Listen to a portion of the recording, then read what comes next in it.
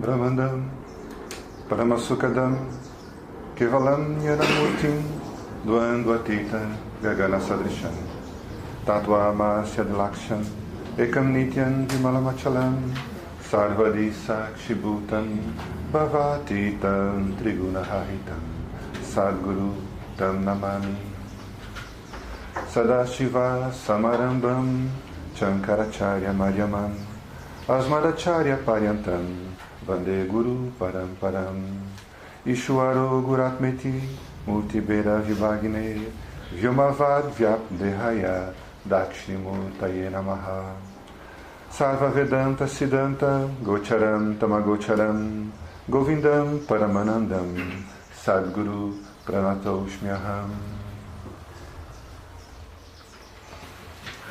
Nós estamos procurando a felicidade em objetos. Vimos isso ontem.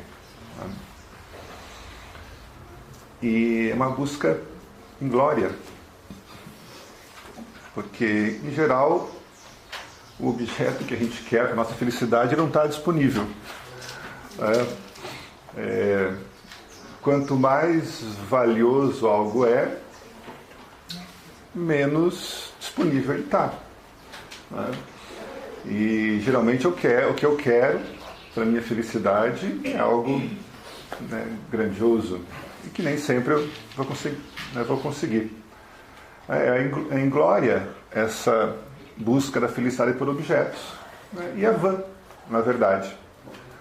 A gente viu por que ela é vã, porque na verdade nós damos aos objetos uma condição que eles não têm, que é de ser fonte da minha felicidade.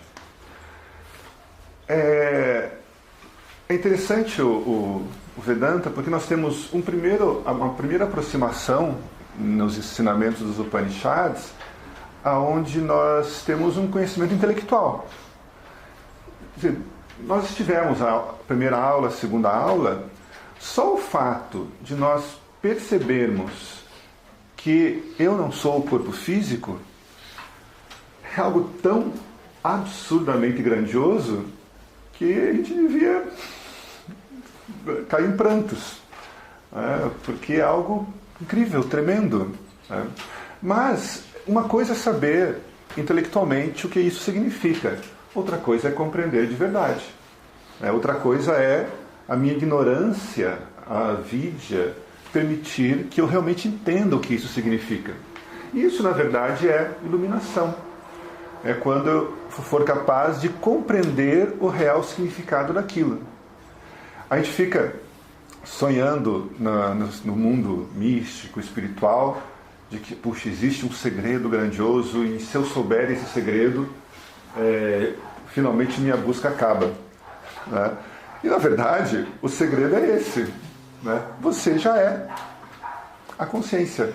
Você já é o todo. Você é aquilo. Mesmo que se materializasse aqui agora um anjo, um ser de luz fabuloso e falasse para você: vou te falar o segredo que você busca há tanto tempo. Você já é aquilo que está buscando. Vai fazer alguma diferença? Não, porque a ignorância que existe na nossa mente filtra o real significado disso. Você já é aquilo que busca. Pare. Mas uma coisa é ouvir isso intelectualmente, outra coisa é compreender. Então existe um processo. Existe um processo onde a gente vai ter que, aos poucos, purificar a nossa mente, deixá-la cada vez mais sutil para que ela possa perceber o que isso significa. Então não existe segredo. Não existe estágios para alcançar. Não existe processos, não existe iniciações, não existe nada. Existe uma única real verdade acessível a nós a todos os instantes. Só precisamos ter uma mente sutil o suficiente para captá-la. Então essa é a diferença entre ter um conhecimento intelectual e ter a compreensão. É um caminho natural. Primeiro nós acessamos um conhecimento intelectual. E depois, através da nossa investigação, a gente transforma esse conhecimento intelectual em compreensão. Então esse é o nosso caminho. A dualidade que nós vivemos, sabe que nas nossas 2 primeiras aulas nós aprendemos a nos separar dos objetos. Eu estou aqui e os objetos estão lá. Né? Isso é, na verdade, a dualidade. Mas a dualidade é apenas uma crença, não é um fato. Mas é uma crença difícil de ser quebrada porque ela é o senso comum. Eu vejo os objetos, então existe a dualidade. Né? Isso que acontece, isso é o dia a dia de todos nós. Os Upanishads, aí nós temos que confiar nas escrituras, 4, 5 mil anos, eles falam que isso é uma ilusão, que é um equívoco da nossa mente, onde nós achamos que existe uma dualidade. Então, a prática, a nossa experiência fala, o mundo é dual. Mas as escrituras falam, o mundo é não dual. E agora? Então, um lado é a experiência e outro lado é o conhecimento. Pela nossa experiência, o mundo é dual, porque eu vejo os objetos. Já viram aquelas ilusões assim que são colocadas, que tem uma linha em cima e uma linha embaixo? A gente olha, a linha de cima é muito mais comprida que a linha de baixo. Mas se você pega uma régua, elas têm o mesmo comprimento. É uma ilusão. Né? Então, o que os Upanishads falam é que a nossa noção de dualidade ela é ilusória. Ela é aquela cobra, né, que a gente via no lugar da corda. E as escrituras falam que, na verdade, a realidade é não dual. Por isso que é Advaita Vedanta. Né, o estudo do Vedanta, dos Upanishads, na visão não dualística, ou não dois. Né? Não é nem que só existe um, é o não dois, o Advaita. E aí, o nosso grande desafio é isso. Como compreender isso? Como perceber isso? Existem várias abordagens para a gente tentar entender isso. Né? Uma delas, por exemplo, é a que fala da localização dos objetos. Por exemplo, eu pego esse copo aqui. Né? Eu tenho um copo aqui na mão. Se eu perguntar para qualquer pessoa, né, ou qualquer pessoa que vem aqui, aonde esse copo está? O que nós responderemos? Não, esse copo está na sua mão. Né? Essa é a resposta óbvia. Né? Então, esse copo está na minha mão. As pessoas na plateia vão dizer, não, esse copo está na sua mão. Ou seja, nós temos aqui uma dualidade. Eu vejo o copo e o copo está aqui, né, na mão do professor. Qual é o erro disso? Né? Qual que é o problema? Se eu digo que o copo está aqui, né, vocês estão lá, se vocês dizem que o copo está aqui, o que está sendo pressuposto nessa afirmação? Está sendo pressuposto que cada um é um corpo.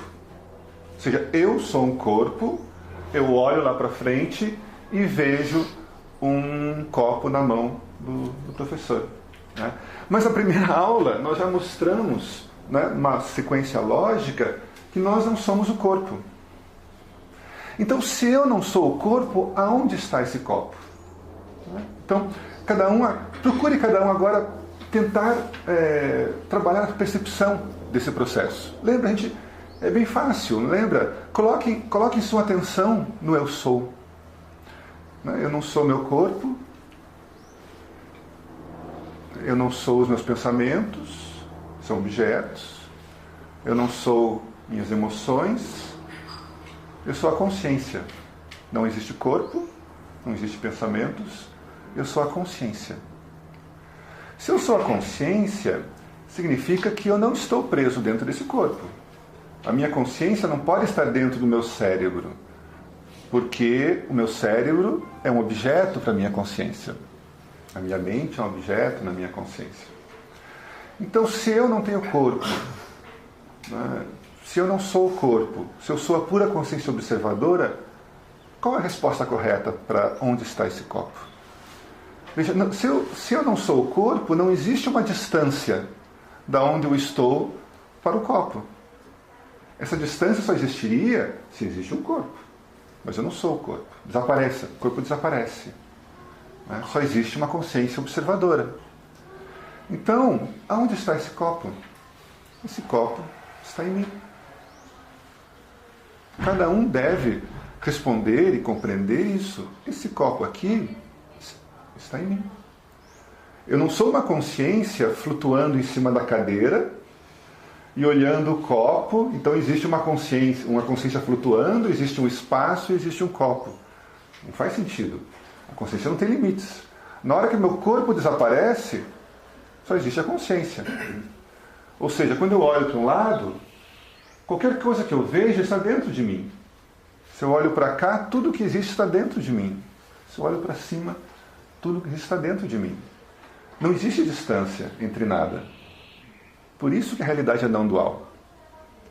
Porque tudo que nós vemos, tudo que nós tocamos, tudo que nós percebemos, na verdade, está dentro de nós. Basta só nós tirarmos o corpo, né, da jogada. Eu sou consciência. Pronto. Tudo está dentro de mim. Todos os objetos que existem estão dentro de mim. Tudo que eu vejo, tudo que eu toco, tudo que eu experiencio, todas as pessoas que eu conheço estão dentro de mim.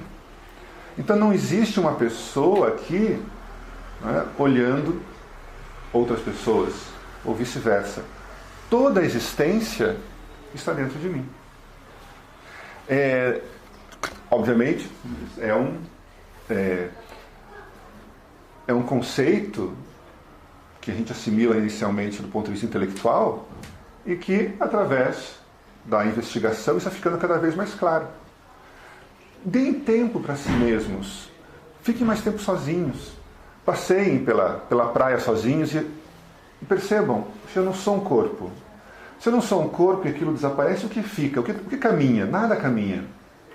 Existe a imensidão de tudo.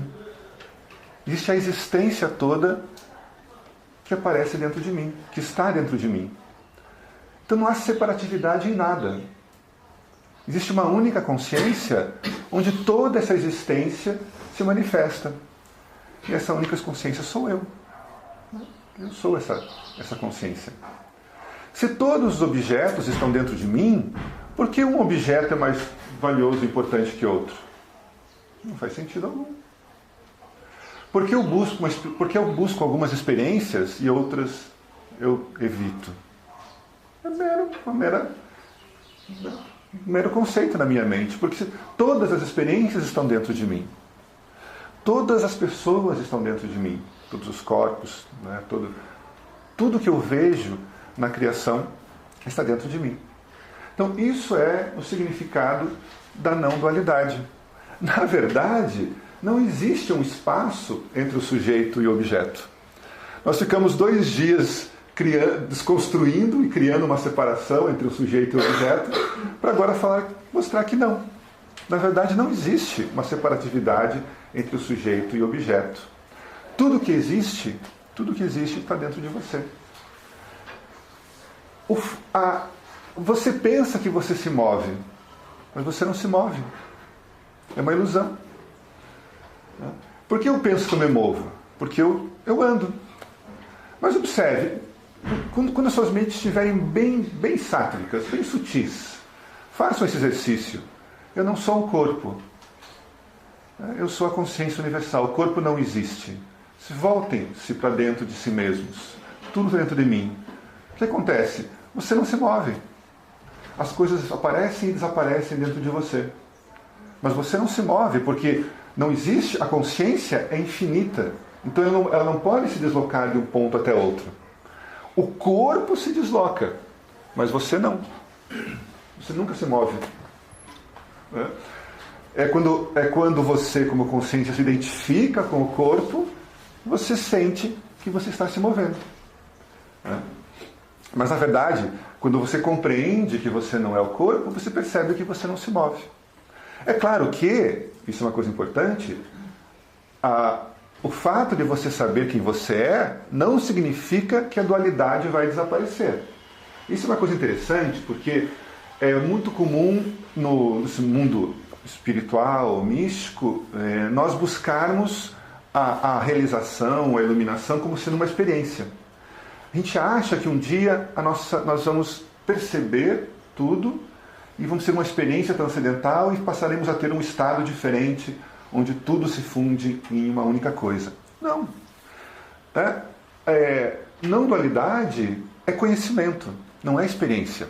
Não quer dizer que nós não possamos ter, de vez em quando, experiências não duais. Isso acontece. Nem todo mundo tem, e não é preciso ter experiências não duais para a iluminação. Tem várias pessoas que nunca tiveram nenhuma experiência de não dualidade e que compreendem. Porque a iluminação, o autoconhecimento é compreensão. É compreender isso. Olha, se você compreende que tudo que existe está dentro de você, pronto, acabou. Precisa voltar aqui à tarde. Fica para a comidinha no almoço agora, que vai ser boa. E à tarde, se quiser, pode ir para a Barra do Jucu surfar. Porque acabou. Acabou. Quando você compreende isso, terminou a sua busca. Por que eu quero aprimorar esse corpo se ele é mais um objeto dentro de mim? Se todos os corpos estão dentro de mim, por que um corpo tem que ser especial que o outro? Por que eu tenho que ter experiências diferentes do que minha experiência comum do dia a dia? Todas as experiências estão dentro de mim. Todos os corpos estão dentro de mim. Toda a existência está dentro de mim. Tudo que existe é dentro de você. Basta você perceber isso. E não é uma experiência, é uma compreensão. Perceba a lógica disso e compreenda. É claro, eu não posso ser meu corpo porque eu vejo o meu corpo. É um objeto para mim. Pronto. O corpo desapareceu. Se o corpo desapareceu, existe a distância entre uma coisa e outra? Não tem. Não existe mais distância. Tudo que existe está aparecendo aqui correndo dentro de mim. Uma outra forma de ver isso é também usando os próprios sentidos. Observem, quando nós vemos alguma coisa, quando a gente olha para esse copo, a gente diz que esse copo está lá, na visão da dualidade. Mas perceba bem, ele está mesmo lá longe? O que acontece aqui? O que eu estou experienciando nesse copo, na verdade? Os meus olhos olham esse copo. Então, a luz. Essa luz permite que meus olhos recebam essa informação, entre pela retina, meu cérebro processa isso e isso aparece como uma imagem na minha mente. Olha só, na verdade, tudo que nós vemos, nós estamos vendo na nossa mente. Não estamos vendo, eu não experiencio esse copo de verdade. Os meus sentidos o veem, essa informação entra pelos meus olhos e se transforma em informação no meu cérebro. Ou seja, eu estou vendo, na verdade, esse copo na minha mente. Quando eu toco esse copo, eu não estou experimentando esse copo de verdade. Eu não entro dentro desse copo e me transformo nesse copo. Meu tato pega informações daqui e minha mente processa isso numa informação tátil. Mas eu estou, na verdade, experienciando esse copo na minha mente. Sempre. Então, tudo o que nós vemos, tudo o que nós percebemos na nossa mente. Se isso é percebido na minha mente, qual a distância entre quem eu sou de verdade e a minha mente? Eu estou aqui. Existe um espaço e aqui está a minha mente? É claro que não. Não há distância entre quem eu sou e a minha mente. Ou seja, eu sou a minha mente. Minha mente está em mim. Esse copo está em mim. Essa informação está em mim. Então, tudo que nós vemos, observamos, tocamos está dentro de nós. É interessante quando estiverem sozinhos, principalmente, com a mente mais sátrica, passeando por aí, experimente olhar para as coisas sem dar nome a elas. O Osho falava, quando você dá nome a uma flor, você destrói a flor. Ou seja, observe que tudo é um jogo de nomes e formas. Eu vejo algo, eu dou um nome para aquilo. É um cachorro, é uma flor, é uma árvore. Experimentem passar e observar a existência sem dar nomes. Quando nós observamos a existência sem dar nomes, a gente vê que existe, na verdade, um fluxo constante de vida acontecendo. É pura vida. É vida acontecendo. Um fluxo constante na existência. E como nossa mente descansa desse processo de dar nomes às coisas, é inevitável que a gente perceba que toda essa vida esse fluxo de vida acontece dentro da gente. Tudo que nós vemos acontece em nós. Né? Então, pratiquem, façam essa investigação, trabalhem até que isso seja compreendido, até que a gente olhe para algo e perceba, nossa, realmente está tudo dentro de mim. Não quer dizer que a nossa percepção se modificará para sempre com isso. Lembrem-se, iluminação é conhecimento, não é experiência. A dualidade não some. Continue. Mas o nosso entendimento é que se modifica. A nossa compreensão é que se modifica. E aí, poxa, aí está a vida. Não existem objetos mais importantes que outros, não existem pessoas mais importantes que outras, existe amor fluindo e se movendo, né, por toda a existência. Existe uma outra forma também da gente aprofundar esse conhecimento. Vamos voltar aqui ao nosso copo. Né? Então, quando a gente olha para esse copo, a gente diz é um copo de plástico. Né? Então, tem uma forma aqui, e a essa forma eu dei um nome. Ele é um copo de plástico. Os Upanishads comentam que a criação toda pode ser dividida em Satya e Mithya. Mithya é tudo aquilo que se modifica com o tempo, é tudo aquilo que sua natureza pode ser decomposta em outra. É o mundo das formas, é o mundo das transformações. E Satya não. Satya é aquilo que é imutável, que não pode ser modificado. Então, olha só. Então, aqui eu digo que esse aqui é um copo. Então, vamos supor que esse copo seja imutável. Não possa ser transformado em outra coisa. Significaria que o copo seria Satya. Mas alguém vai dizer que não. Né? Isso não é verdade. Esse copo aqui, na verdade, ele não é um copo. Você diz que é um copo. Eu digo que é plástico. Então o que aconteceu aqui? O copo deixou de existir, mas o plástico continua existindo. Né? Eu posso até destruir essa forma. Né? Essa forma foi destruída, não é mais um copo. Né? Mas o plástico continua existindo. Né? Ou seja, o copo, na verdade, é Mithya. Porque ele rendeu a sua forma, né, a sua natureza para outra coisa, que é o plástico. Então, o plástico aqui é Satya. Peraí. Você disse o copo, que isso aqui é plástico. Eu aceito que isso aqui é plástico. Agora, você falar que isso aqui é imutável, eu já não aceito. Por quê? Porque você diz que é plástico, mas eu digo que isso aqui é carbono e hidrogênio. Então isso aqui, eu não vejo plástico aqui. Eu vejo um hidrocarboneto. Ou petróleo. Eu vejo petróleo, não plástico. Então o plástico desapareceu e virou petróleo. Então o plástico era Mithya. Petróleo é Satya? Não.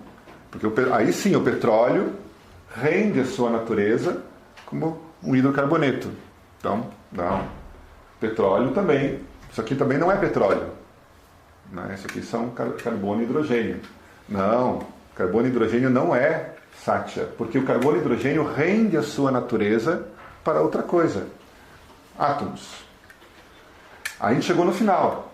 Não, porque os átomos rendem sua natureza, eu posso elétrons, prótons, e ainda assim eu não posso dizer que isso é Satya, porque essas mesmas partículas infinitesimais rendem sua natureza quarks, bósons. Aí já o nosso amigo físico não veio hoje, infelizmente, né? Ele estava aqui ontem, que podia me ajudar agora aqui, que, né? Ele é físico nuclear ou físico quântico, alguma coisa assim, quântico, né? Então, assim, e mesmo de repente daí, a gente pode ir mais longe, ou a ciência um dia talvez chegue mais longe. E da mesma forma, essa natureza, ela pode ser rendida em outra. Então, isso é Mithya. E Mithya é tudo isso que se transforma, que pode ser rendida, sua natureza é rendida para outra coisa. Agora, então, significa o quê? Que o meu corpo é Mithya, a árvore é Mithya, a luz é Mithya, as flores são Mithya, tudo tudo que eu imaginar como sendo do universo dos fenômenos é Mithya. O que é Satya, então?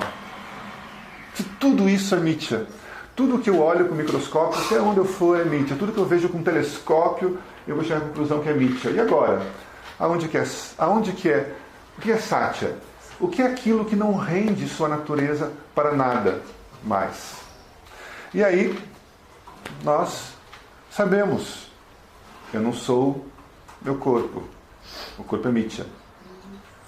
Eu não sou minhas emoções, elas vêm e vão, minhas emoções são Mithya. Eu não sou meus pensamentos, né? Meus pensamentos são Mithya. Eu sou consciência. E minha pergunta é, essa consciência que eu sou, ela pode ser decomposta em alguma outra coisa? Eu consigo separar minha consciência? Eu consigo transformar a minha consciência em algo? Eu consigo dizer, a minha consciência está aqui, mas lá ela não está? Né? E essa consciência que eu estou falando é a consciência agora. É essa que nós temos agora. Né? Eu existo. Como é que eu sei que eu existo? Eu estou consciente da minha existência. Observe a consciência de sua existência. Obviamente a gente está criando um objeto, mas não há problema nesse momento. Eu sou. E estacione, descanse em eu sou. Isso que a gente acabou de encontrar, que a gente observa agora no eu sou, não pode ser decomposto. Não pode ser modificado. Não pode ser transformado em outra coisa. Não pode ser dividido. Isso é Mithya. Isso é Satya. Né? Ou seja, tudo que existe, todo o universo dos fenômenos é Mithya. E a única coisa que não muda por toda a eternidade, que nunca nasceu e nunca morreu, que não está preso no tempo, que não está preso no espaço, é você. É a isso a quem você de verdade se refere quando diz eu. Não corpo-mente. Eu sou. E para além. Então isso é Satya, isso é consciência. Aqui nesse cartaz, awareness é consciência. Observe, a consciência está lá em cima, a consciência está aqui embaixo, a consciência está no lado, a consciência está no outro lado, a consciência está atrás de todo esse círculo mais escuro aqui. Ou seja, a consciência que eu sou, Satya, é toda a criação. É toda na verdade, é muito mais vasto que isso.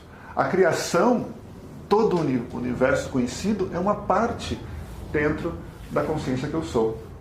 Então, esse cartaz aqui, ele mostra justamente um mapa ou um raio-x da nossa real natureza.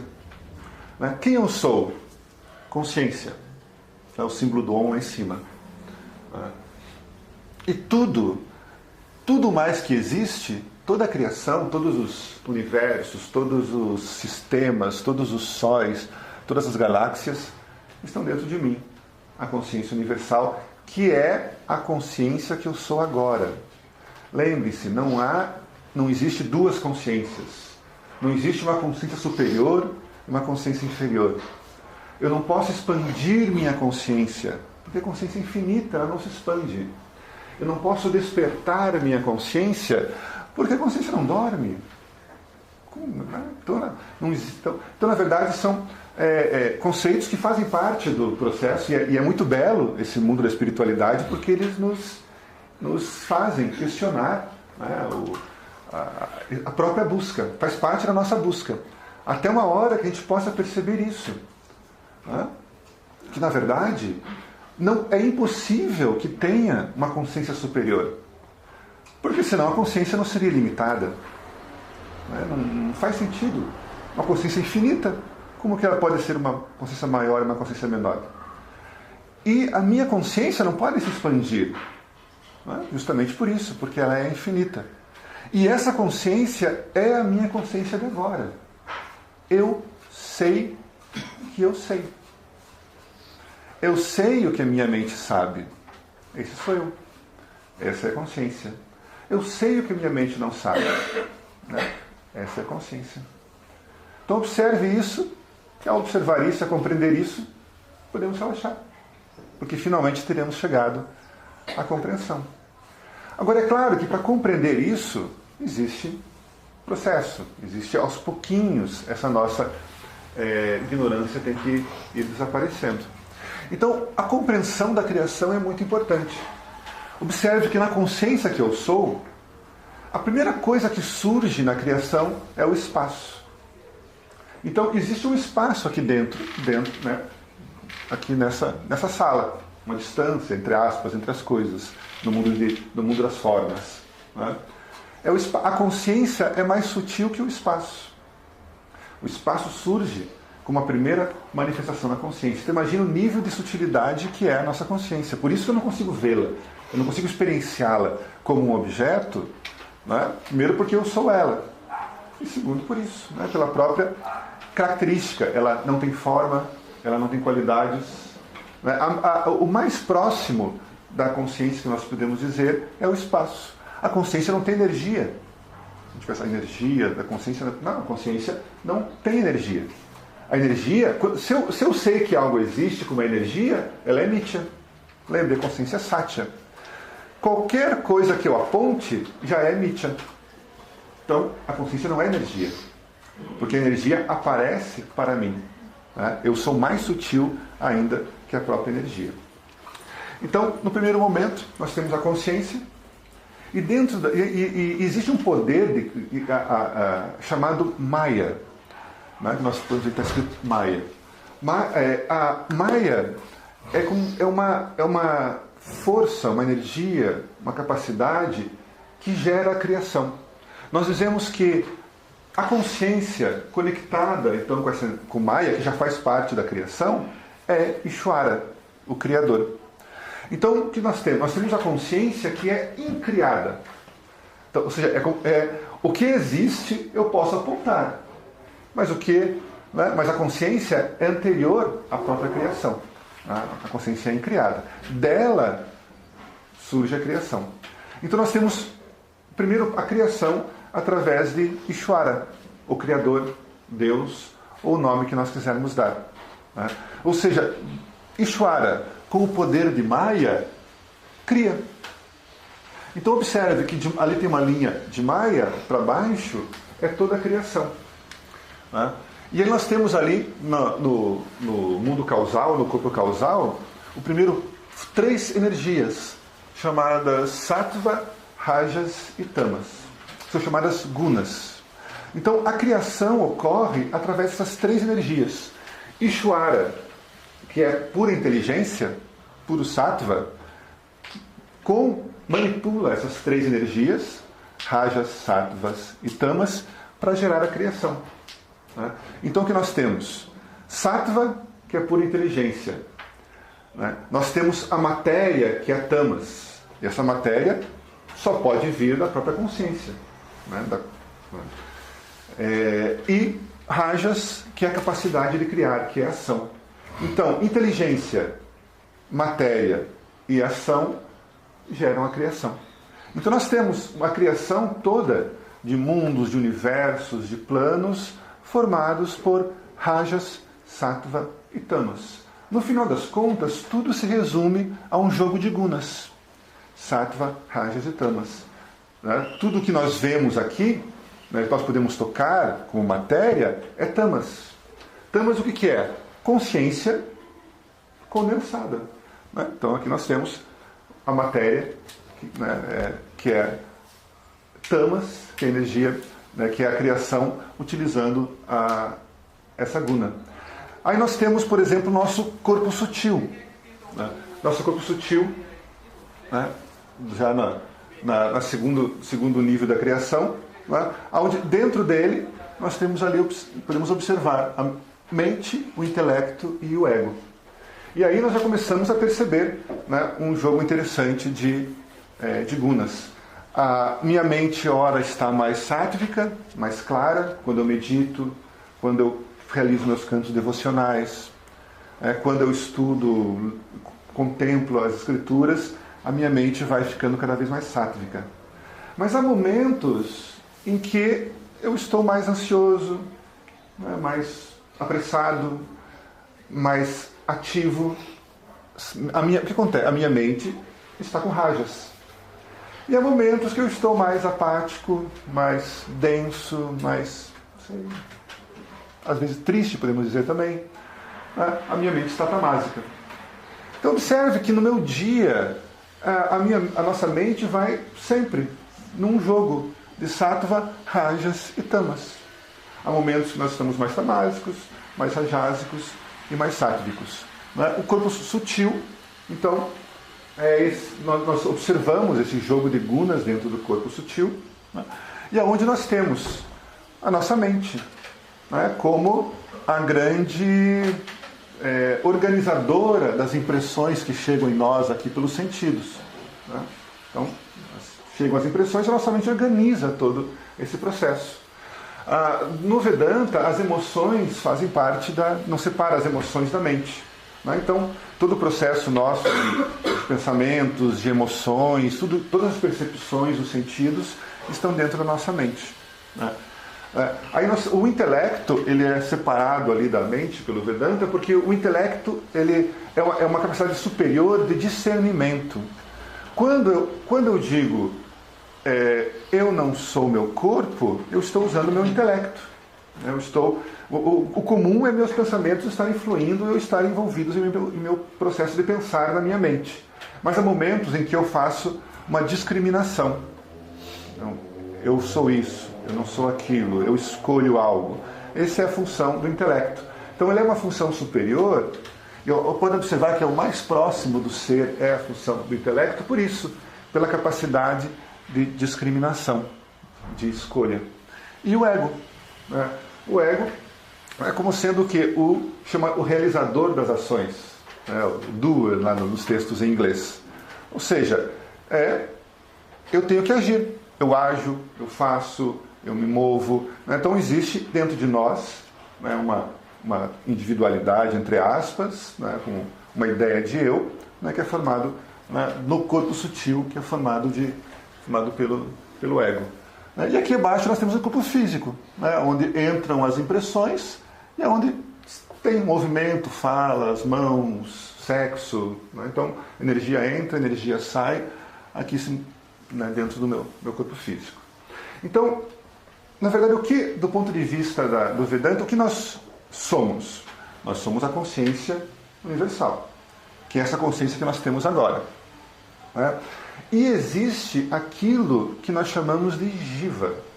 Essa é uma palavra bem importante. O jiva é a consciência com esses três corpos. Né? Então nós temos o que? Cada pessoa é um jiva. Uma formiga é um jiva. Uma árvore é um jiva. Aonde eu vejo que existe vida, ali é um jiva. Por quê? Porque existe um corpo sutil. Ou seja, a luz da consciência vem, ela reflete no corpo sutil e existe vida. Tá? Então, eu não posso dizer que uma mesa é um jiva, porque a mesa não tem corpo sutil. Não existe um intelecto, uma mente e um ego atuando ali. É claro que existem corpos sutis mais complexos, como são os nossos, e corpos sutis mais simples, como é de uma ameba, de uma formiga, de um animal, onde há um corpo sutil, mas obviamente um intelecto, né, pouco desenvolvido, né, em alguns casos inexistente, mas como por instinto. Né? Mas sempre há um corpo sutil. Então todo ser vivo, na verdade, é chamado de jiva. Então olha só, qual que é o X da questão aqui? Então observe que aqui nós temos a criação. Então a criação ocorre. Nós existimos como esse corpo físico, né, como esse corpo sutil e como um corpo causal ao qual nós não temos acesso. Observem que o corpo causal ele está além da mente. Ele é Maya, mas está além da mente. Ou seja, eu não consigo observar meu corpo causal, porque minha mente não chega lá. O que eu consigo fazer? Eu consigo perceber os seus efeitos. Né? Toda ação tem uma causa. Então, quando eu tenho vontade de tomar um refrigerante. Essa vontade que se manifestou aqui no meu corpo sutil, ela veio lá em cima do que nós chamamos de corpo causal. Então, tudo nasce do corpo causal e depois se manifesta no corpo sutil, me dá vontade de tomar um refrigerante, e no corpo físico, então, responde a isso e vai comprar lá um refrigerante. Mas tudo inicia lá em cima no corpo causal, no mundo causal. São o que chamamos de vasanas. Então existe uma vasana, que é uma tendência para fazer algo. Essa vasana está lá presente. Aí ela vem, aparece no meu corpo sutil, na minha mente. Opa, eu tenho que fazer isso. E depois vem a ação, e eu faço. Então nós temos uma tendência, temos um desejo e temos uma ação. Né? Um ciclo que acontece. Mas tudo começa no corpo causal. Ao qual, novamente falando, nós não temos acesso, porque ele está além da nossa mente. A mente não consegue se voltar para lá. Mas existe o corpo sutil. Então, onde está justamente esse processo da mente, intelecto e ego. Qual que é o grande desafio assim, que nós temos aqui para resolver? Observe que de Maya para baixo, existe a consciência, e de Maya para baixo são apenas objetos. Ou seja, nada de Maya para baixo é consciência. Tudo são objetos que aparecem na consciência. Mas espera aí, mas eu estou aqui. Como você pode dizer isso? Está aqui, eu estou aqui, o meu ego, minha mente, meu intelecto. Então, quer dizer, minha mente, meu intelecto, meu ego, eu não sou consciente? Então, esse é o pulo do gato. Observem que o que acontece? Existe a consciência, existe a nossa mente, nós como jivas. A consciência reflete nesse corpo sutil, e a consciência refletida em nossa mente nos dá uma ideia de que nós somos conscientes. Olha que interessante isso. Mas é uma ilusão. Então eu, Marcelo, engenheiro, carteira de identidade número tal, sou uma pessoa consciente. Não sou. Não sou. Porque na verdade o que acontece aqui é o reflexo da consciência no corpo sutil que faz com que eu pense que eu sou consciente. Mas na primeira aula nós já colocamos isso por terra. Porque lembrem, na primeira aula, que nós vimos que o corpo é um objeto na consciência. O sentimento é um objeto na consciência. O intelecto o pensamento é um objeto na consciência. E a pessoa que eu penso ser é um objeto na consciência. Na primeira aula a gente já provou isso. Lembre, eu sei que eu sou engenheiro. Quem sabe que eu sou engenheiro é a consciência. Eu sei que essa pessoa aqui, que eu acho ser, que eu chamo de Marcelo, na verdade é um objeto para mim. Ou seja, aqui não existe a consciência é única. Não pode existir uma consciência lá em cima e uma consciência aqui embaixo. Então, tudo que existe de Maya para baixo, na verdade, é objeto, é inconsciente. É como se fosse assim, imaginem é que é tão próximo, veja só, é tão próximo, esse que eu penso ser, que eu tenho minha ideia de eu, é tão próximo da consciência que eu realmente sou que eles se confundem. E eu acho então que eu sou consciente. Opa, sou consciente, eu sou Marcelo, eu faço, eu aconteço, eu vou. Né? Mas na verdade tudo isso é um objeto que aparece na consciência, que eu realmente sou, que ali em cima está mostrando. Imaginem um espelho. Nesse espelho, imagens são refletidas. Um monte de imagens são refletidas. Eu penso que eu sou essa imagem. Esse eu que eu sou é a imagem do espelho, ali refletida. Mas na verdade eu sou o espelho. A imagem muda, se transforma, mas eu nunca mudo. Então a consciência que eu sou vê o Marcelo mudando, o Celso se modificando, o Isidoro, a consciência que o Isidoro vê o Isidoro mudando no seu corpo e na sua mente. Essa é a consciência lá em cima que nós realmente somos. Só que ela está tão próxima de nós, na nossa ideia de eu como jiva, que eu penso que o Jiva é consciente. Mas não. Na verdade, esse Jiva que eu penso ser, ele é fruto de gunas atuando. Então tem horas que o Jiva é mais sátrico, tem horas que ele é rajásico, tem horas que ele é rajásico, tem horas que ele é tamásico. É um jogo de gunas. Mas quem eu sou de verdade, eu sou sempre além dessas 3 gunas. A consciência que eu sou agora é essa consciência lá de cima. Interessante que, então, existe um Jiva. Esse Jiva, ele parece estar consciente porque ele se mexe, ele toma uma decisão, ele fica bravo, ele fica nervoso, ele fica feliz, ele ama. Então, como eu penso que eu, como Jiva, sou consciente, o que eu quero? Eu quero experienciar, eu quero expandir minhas capacidades, eu quero buscar outras coisas diferentes para mim. Mas, na verdade, tudo isso que acontece no mundo dos fenômenos continua sendo objeto para a minha real natureza como consciência. Então, esse é o grande X da questão. Observem que a consciência, existe um OM aqui também no corpo sutil. Esse OM no corpo sutil é um símbolo do que nós chamamos de Atman. Porque olha só, então quais são os nossos passos? Observe que a gente precisa, nesse momento, nós precisamos reconhecer a nós mesmos como consciência. E quando eu falo eu sou, eu percebo que existe, que eu sou essa consciência. Eu sou. Agora, essa consciência, por algum motivo, eu ainda acho que ela está vinculada a esse Jiva. Então ali nós temos o símbolo do Atman. Eu sou Atman, eu sou consciência.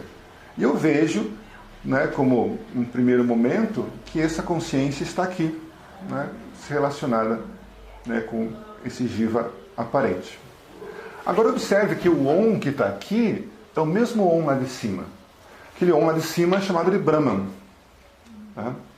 Então, qual que é o meu trabalho, qual é o meu desafio, como um buscador, entre aspas, porque não há o buscar, mas como quem está no processo de autoconhecimento. Em primeiro lugar, eu preciso me separar dos objetos. Eu me desidentifico dos objetos. Então esse é o primeiro passo, primeiro ponto importante. O segundo passo é saber que eu sou Atman. É saber que, na verdade, eu me separo dos objetos e eu sou a consciência. Sou Atman. O segundo passo vai ser esse. Quando o primeiro passo estiver bem claro para nós, eu me separei de todos os objetos que aparecem para mim, o segundo passo é perceber, poxa, eu sou Atman. Eu sou essa consciência testemunhal de tudo. E aí a terceira etapa é saber que Atman é Brahman. Ou seja, Atman é Brahman. Ou seja, essa consciência que eu sou agora é a consciência universal. É a única consciência que existe. Quando ficar claro para nós que Atman é Brahman, quando ficar claro que quando eu digo eu estou me referindo a essa consciência única universal, a nossa busca acabou. Esse símbolo, essa ideia da consciência que reflete no corpo sutil, ela é abordada no Zen budismo, hinduísmo, como aquela comparação entre o Sol e a Lua. Olha só que interessante. O Sol brilha. E aí nós temos um casal de namorados. Namorando à noite e aquela lua maravilhosa assim, brilhando e iluminando os namorados. Aí a lua pode dizer, nossa, como eu sou incrível. Com a minha luz eu ilumino os amantes, os casais que estão aqui passeando e se amando nesse jardim. né? E a Lua diz isso. Mas aí alguém chega para a Lua e fala, olha, desculpa aí, mas essa luz que você está iluminando não é sua. O quê? Como não é minha? Olha aqui, ó, eu ilumino a tudo. Na verdade, essa luz é a luz do Sol, né? Então, esse símbolo do Sol e da Lua é a exata descrição da relação da consciência que nós somos com essa consciência refletida com a qual nós nos identificamos. Nós, como nosso intelecto, nós como ego, como mente, recebe esse reflexo da consciência e nós achamos que estamos conscientes. E aí com a nossa consciência a gente envolve todo mundo, vive essa existência. Mas nós somos a Lua, na verdade. Nós, nessa pessoa que nós pensamos ser, é o reflexo do Sol, ou da consciência universal, que reflete o nosso corpo sutil e nos dá essa falsa ideia de que nós somos conscientes.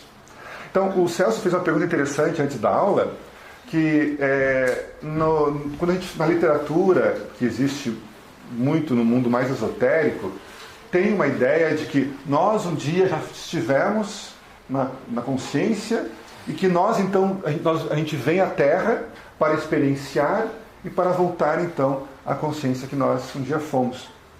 Veja, não faz sentido isso, né? Porque nós nunca saímos de lá, né? Nós nunca saímos essa consciência que nós temos agora é a consciência universal. Nós somos a consciência universal utilizando um corpo e mente como um instrumento para viver, para tocar objetos, para amar, para saborear, para sentir aromas. Mas nossa consciência nunca saiu de lá, porque a consciência não pode se locomover. E nós nunca vamos voltar para lá, porque nós já estamos lá. Nós achamos que nós vamos voltar para lá porque nós nos confundimos com o Jiva. Nós achamos, não, eu sou esse Jiva e um dia eu vou voltar à consciência. Mas esse Jiva que nós pensamos ser, ele não é consciente. Ele é um reflexo da consciência. Então essa consciência que nós temos agora já é aquela consciência. Então, é o que podemos relaxar. Nós nunca saímos da nossa casa, nunca saímos do nosso lar. Ishvara cria, universos e mundos criam. Não sabemos, pode ser se existem universos paralelos, podem existir planos, não sabemos. O Vedanta não se incomoda com pós-morte, não entra por aí. O que o Vedanta faz é o seguinte, ele explica para você o que está acontecendo agora. Se você souber entender o que está acontecendo agora, não faz diferença. Vamos supor que existam outros mundos, outros universos. Tudo bem. Será um Jiva experienciando outro mundo, um outro universo, mas continuará sendo um Jiva, consciência refletida da consciência verdadeira que eu realmente sou. Então, eu nunca saí de casa. Eu não saí do mundo e vim para cá para aprender, por exemplo. Na verdade, um corpo físico existe, um corpo sutil existe e que é avivado pela consciência. E como eu acho que eu sou esse Jiva, então eu me sinto inseguro. Eu me sinto limitado. Porque o Jiva é limitado. Uma coisa também que... desculpa eu dar más notícias, mas uma coisa que talvez grande parte de nós sempre imaginou, eu imaginava, é que um dia eu me tornaria um super Jiva, vou despertar a consciência e eu vou me transcender. E na verdade isso é uma ilusão. Porque o Jiva sempre será um Jiva. O Jiva é um instrumento. Assim como eu uso uma caneta, eu como corpo uso uma caneta para escrever, nós como consciência utilizamos o nosso Jiva, o nosso corpo-mente, como um instrumento. Mas nós nunca saímos de lá. Então mesmo em outra dimensão, outro plano, é a mesma realidade. Continuar sendo um Jiva, vivendo outras experiências, talvez mais sutis, né, num outro plano, mas será sempre um jiva conectado à consciência. Por isso que, na verdade, se fala em imortalidade. E nós pensamos que um dia nosso corpo se tornaria imortal. Pedra filosofal, imortalizar o corpo e tudo mais. Não, você já é imortal. Você já é imortal.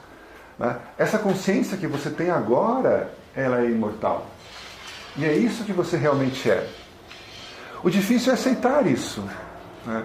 O difícil é aceitar que essa consciência que eu tenho agora já é tudo. Né? Porque eu acho que ela pode se modificar. Porque eu, como confundo com o meu jiva, eu acho que eu posso transcender. Eu acho que eu posso ir, né, conquistar coisas, outros níveis de consciência. Mas não. A consciência, uma das formas de se referir à consciência é isso. Ela é comum, ordinária. Né? É essa consciência que nós temos agora. Não, mas espera aí. Há momentos que claramente eu estou mais consciente. Não é uma ilusão. Há momentos em que tua mente está mais sátvica. E aí, né, você está diferente.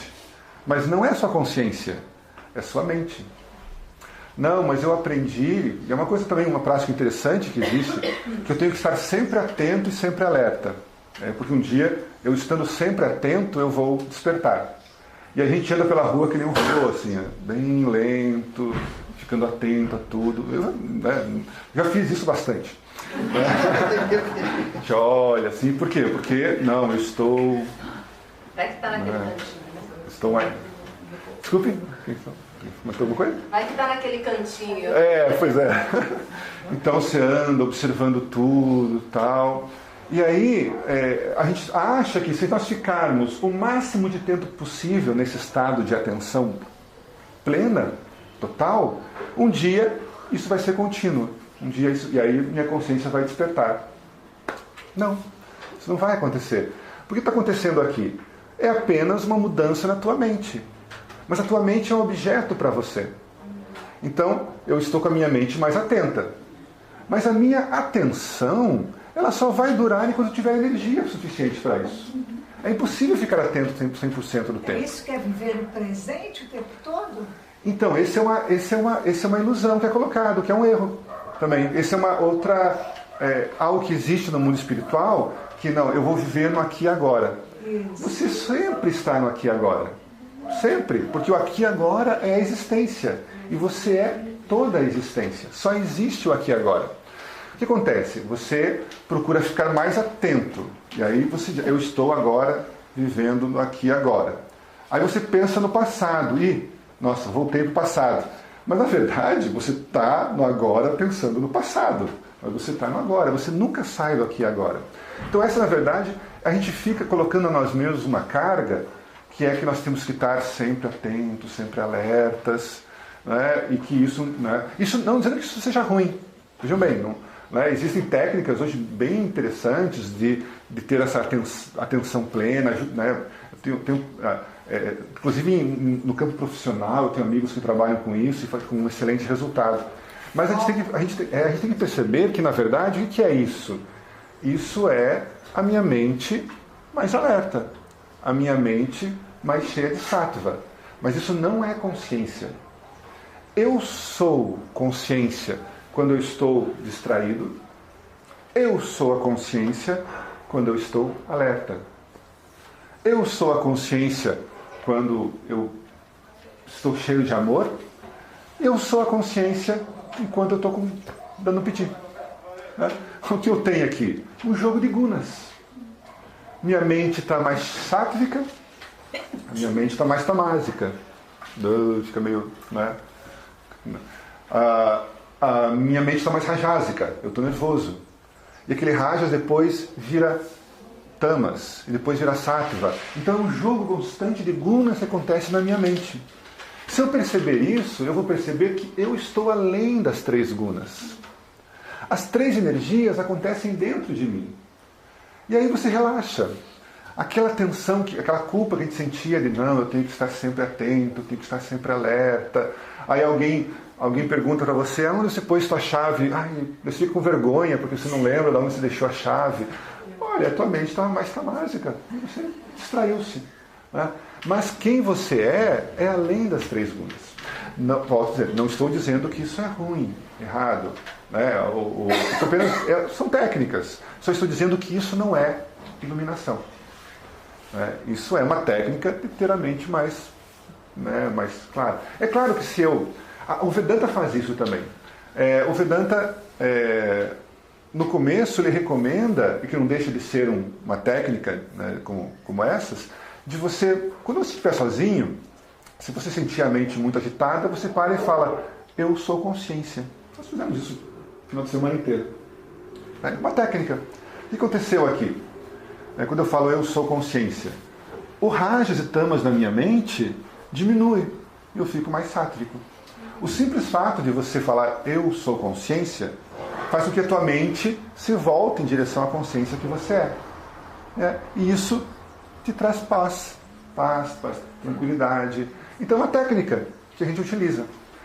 Agora, é uma técnica que nós utilizamos justamente, né, como são várias técnicas por aí, para mostrar que a tua mente vai ficando cada vez mais sátrica, até que um dia você possa perceber que você é além de tudo isso. Que você é além das 3 gunas. Que todas as técnicas que nós utilizamos, e que são importantes até um certo ponto, depois elas deixam de ter importância. Então a gente tem uma ilusão achando que um dia eu vou iluminar, então eu vou viver eternamente num estado de percepção diferente. Não, a dualidade continua existindo. A iluminação não é um status especial para ninguém. A iluminação, na verdade, é a constatação daquilo que nós já somos. Ela não modifica o jiva como nesse sentido de não, nós continuaremos sendo essas pessoas que nós somos, mas nós estaremos em paz. O principal benefício da iluminação, que nós já somos luz, né? Então aqui a iluminação seria um termo não correto, porque não existe uma coisa escura que se ilumine. Mas vamos usar isso como faz parte hoje do mundo espiritual. Vedanta usa moksha, que é a libertação. Então a iluminação, o moksha, não é liberdade projiva.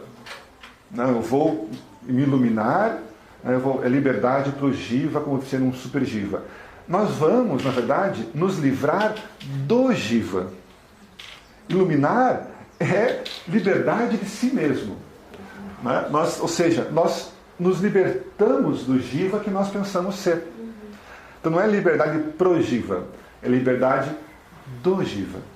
Né? Nós percebemos que o que nós somos, na verdade, é essa consciência universal.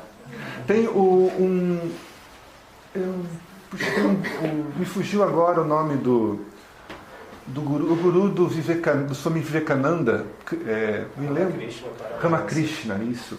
Ramakrishna, eu vi, ele comenta que no momento da morte, assim, um pouco antes da morte, ele comenta, nossa, eu acabo de perceber que nem mesmo um movimento do meu dedo é feito sem que seja a vontade de Ishvara. O que ele quis dizer com isso? Olha só, nós achamos que nós estamos conscientes. Então nós achamos que nós nos movimentamos. Eu movimento o meu braço. Mas na verdade, nós somos pura consciência. Não é esse jiva que está consciente. Então como que esse braço se movimenta? São as vasanas. Existem vasanas que fazem com que esse corpo se movimente. Não sou eu que movimento o corpo. Né? A consciência que nós somos é por observação, ela não age. Ou seja, de Maya para baixo, tudo o que acontece por vontade das gunas, que são Ishvara. Então, esse movimento de um braço é feito por vontade de Ishvara. Quando nós andamos, o movimento do nosso corpo é a vontade de Ishvara. Tudo o que acontece na existência é vontade de Ishvara.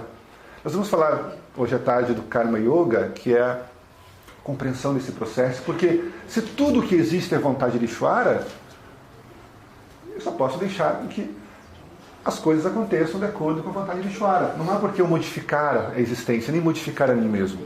Porque tudo isso é a vontade de Ishvara.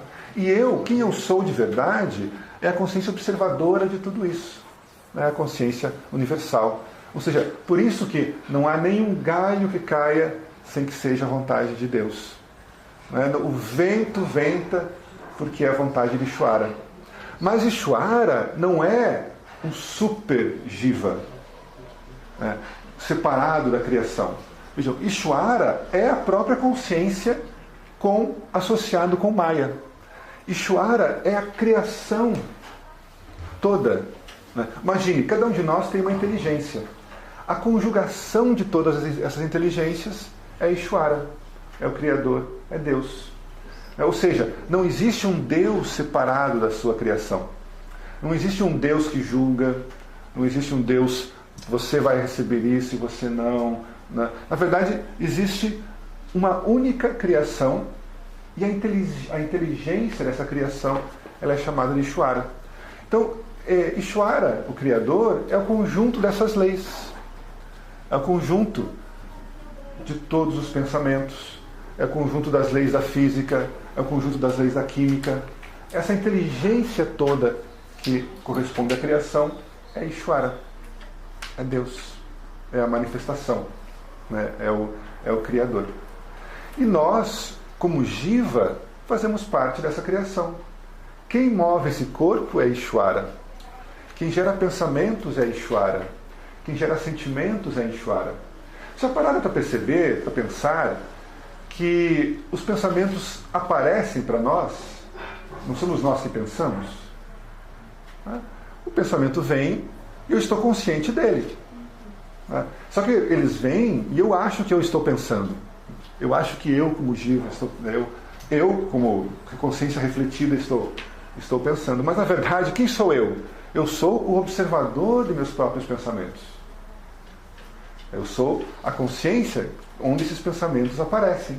Então, os pensamentos que surgem é um jogo de Ishvara. São as gunas aparecendo e moldando meus pensamentos, moldando meus sentimentos. De acordo com as vasanas que eu tenho, eu vou ter algumas formas de pensar.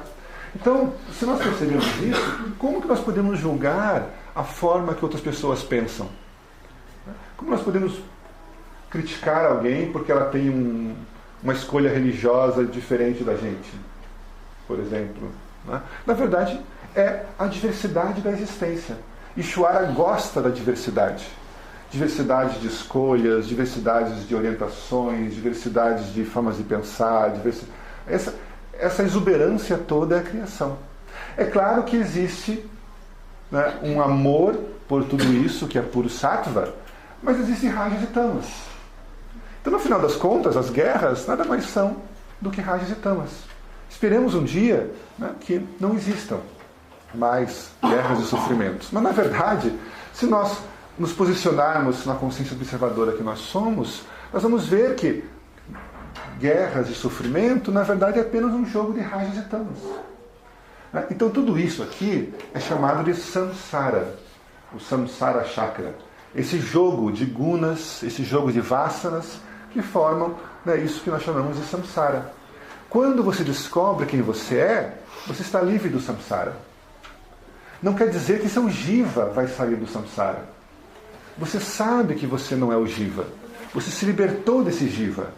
Então esse jiva está livre para viver como ele tiver que viver. Ele não tem mais. E aí o jiva, esse eu aparente que você é, então, observe que quando a gente fala que você se liberta do jiva, não quer dizer que a tua atenção que está aqui vai lá para cima. E você tem um movimento de liberação. Isso é uma experiência. Iluminação não é uma experiência. Tudo que muda, tudo que se modifique é uma experiência. Então, tudo isso não sou eu. Todo esse jogo de experiências é simplesmente um jogo de Mithya. Quando você souber quem você é, você sabe, assim como você hoje sabe que você tem um nome, eu sou Marcelo, Celso, Isidoro, você saberá que quando você fala de eu, na verdade, está se referindo à consciência universal. E aí o Jiva, essa sua realidade aparente, continua existindo. Só que ele passa a usufruir dessa constatação. Né? A mente do Jiva, ela passa, o Rajas e Tamas, que faz parte dela, diminui e ela fica 80% puro Sattva. Ele sabe que eu, como Jiva, não tenho mais que buscar nada. Eu, como Jiva, não preciso mais fazer prática nenhuma para alcançar nenhum estado. Porque qualquer estado que eu encontre é Mithya. Qualquer estado que eu tenha, ele passa. Não quer dizer que você não vai meditar, não quer dizer que você não vai fazer seus cânticos, suas orações, porque, poxa, isso está reverenciando a criação. Mas, finalmente, você como Jiva, você como buscador, você como corpo-mente, né, finalmente vai poder descansar. Né? Sabe que, né, a criação toda, ela existe para que você usufrua, né, com ética, com moral, com amor. Esse vai ser seu dia a dia, um coração explodindo de amor a todos os instantes.